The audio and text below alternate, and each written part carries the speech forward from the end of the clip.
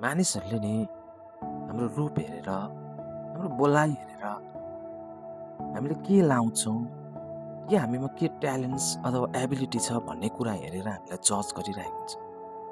तर परमेश्वरले यो केही पनि हेर्नु हुँदैन। जब परमेश्वरले तपाईँ र मलाई हेर्नुहुन्छ नि, उहाँले हाम्रो हृदयलाई हेर्नुहुन्छ। पहिलो सामुएल 16:7ले भन्छ, मानिसले त बाहिरी रूप हेरेर विचार गर्छ, तर परमेश्वरले चाहिँ हाम्रो हृदयलाई हेर्नुहुन्छ। आज म एउटा प्रश्न सोध्न चाहन्छु, के तपाईँको हृदय परमेश्वरको सामु ठिक छ?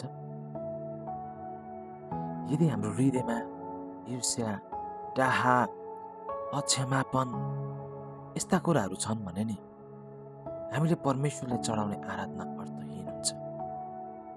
हामीले मानिसहरूलाई त झुक्काउँला, तर परमेश्वरलाई हामीले झुक्काउन सक्दैनौँ।